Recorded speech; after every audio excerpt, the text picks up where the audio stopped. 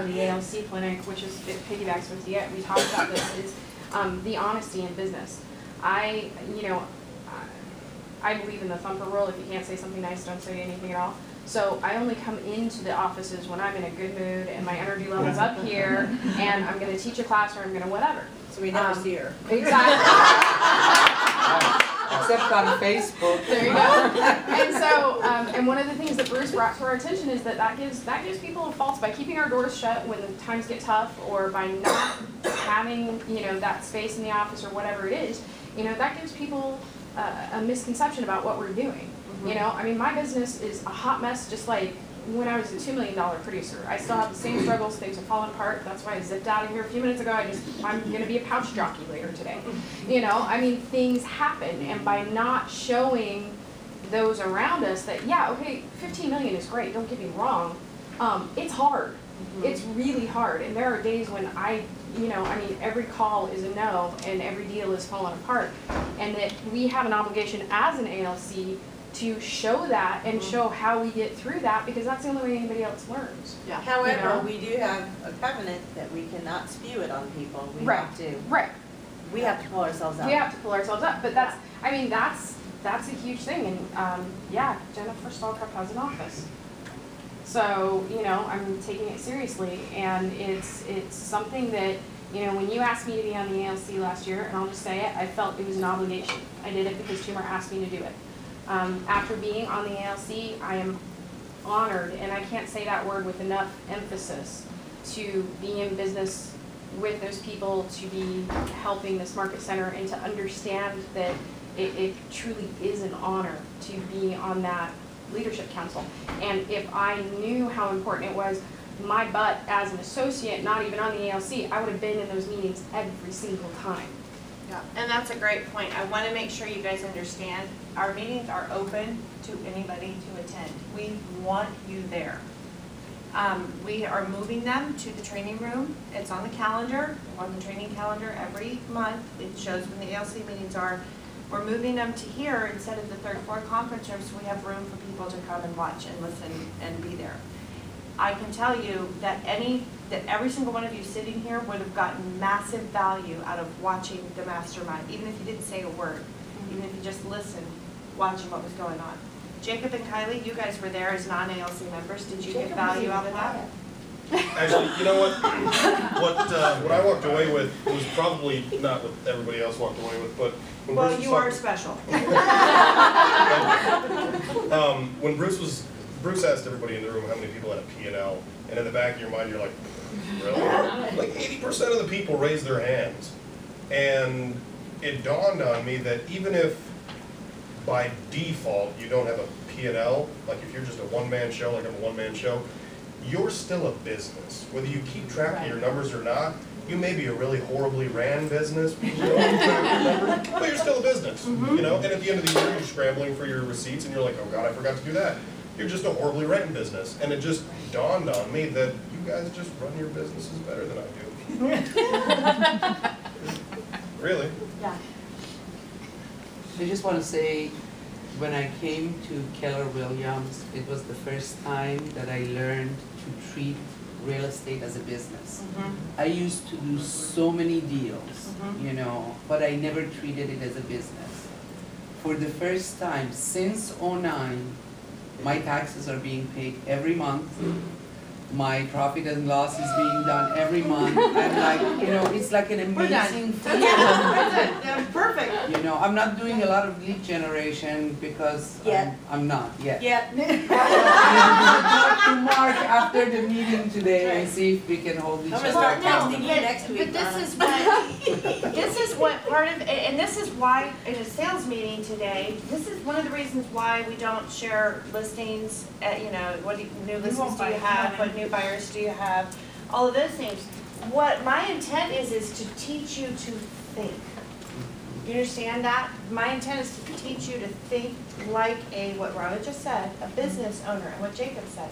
You do own a business. It may be horribly run, but I love that. You do own a business, and we want it run. So what you're going to find, and this is why I say come to the ALC meetings. Part of our meetings going forward is we're going to say what percentage of what percentage are you spending on, for example, marketing of your income? What's the percentage? You know, they don't have to divulge the exact totals and who they're going to, but they should know the percentage that that encompasses. Okay, so Jacob, yours is at 14%, DeEtte, yours is at 6%. How do we get 6%? How do we get those expenses down? So really mastermind things like that. I think you guys would get great value out of this conversation. So please know the door is open and we want you in the room participating, listening, and learning. Because I know I learn a ton just sitting there. All I do is facilitate the meeting, and I get huge value. Brilliantly facilitate the meeting. Oh, what were your thoughts and takeaways? I really enjoyed going through basically the code of ethics for the ACL. It really made me appreciate the fact that you guys were telling everyone to leave their door open, because to me it's the trickle down effect. What this 20% of these top realtors are going to do every day is going to trickle down to everyone else and just make our businesses so much better. So Yeah, that was pretty cool. Yeah, we went through a thing called What is Culture? And we shared what are the things that you do that define and show culture. And it was really neat to talk about this. And we'll have those posted up in the Market Center for you, probably close to Allison's door, close to that board, so you can read those. That was pretty cool. Yes, ma'am. You know, in addition to lead generation, which is number one for our business, the financial thing, I think, is something that most of us struggle with. And Dara and Ed have a class that they put together. I don't know if it's on the schedule again, but I think you could take that class 10 or 12 times. Yeah, absolutely. Well, And when it's they a taught it, great it was a start. packed room. Yeah, it's a great start for learning how to Are you on the schedule? separate your personal and your business. And Yeah. is that on the schedule again? It'll be in the next, in the first Anybody quarter have of the year. calendar? Yeah. We're scheduling it. Yeah, they will be scheduled. And just,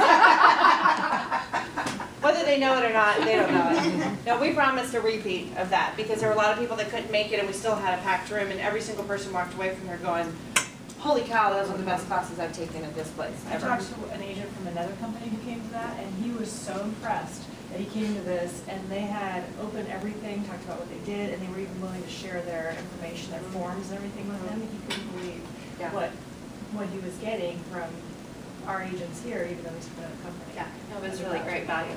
It was awesome. Maybe you could do them before or after the business meeting. So that's a good idea. Beginning of April too. It may be smart for us to do it in December, November, December, so that way everybody can get a fresh start January 1st. Right. Speaking of the training calendar, since we're on it, let me just kind of tell you what you're going to see. I made a decision. I am going to continue to run team meetings during Bold. We normally cancel them because Bold is so intensive, and we expect everybody to be there and participating in Bold. That we ditch the entire training calendar. So we are ditching the entire training calendar except for team meetings. We will continue to have those here. Understand that you won't see any other classes on the schedule between now and the end of Bold. Bold, this is it, guys. We put a ton of time and energy into bringing this for you because we are so firmly passionate about the fact that this is the game changer for you for the first quarter. Once Bold is over, we will have the business planning clinic on December 12th. I've shared that with you a couple times, so I'll just keep reminding you of it. Ryan Seacrest, no, not the Ryan Seacrest, but the Ryan Seacrest. I think he's way better. Will be here to teach that for us on December 12th. It'll be the one-day version, and absolute, don't miss, be there. Here's what's kind of cool. I know a lot of you have taken it multiple times. If you've taken it at least once before, will you raise your hand so I can see? Okay. Here's what's cool. We've had Cody teach it. We've had Bruce Hardy teach it. Cody and Bruce. They've kind of alternated. I think it's going to be really interesting to hear it from a different vantage point because I think the material is going to come across totally differently. It's the same material, and yet I think you're going to get a lot out of it. And Ryan is a phenomenal instructor, and he's going to do a great job. After that, we will probably take a little bit of a break on the training calendar because you guys are all gonna be all over the place with Christmas. As soon as January hits, we're gonna hit you with time management, very first part of January, because we want you going into the year, doing your 411s, using that tool to hold you accountable and time block. You'll have your business plan already in hand, so you can sit down with the time management class and walk into the year prepared. What I would love to do then is follow up with financial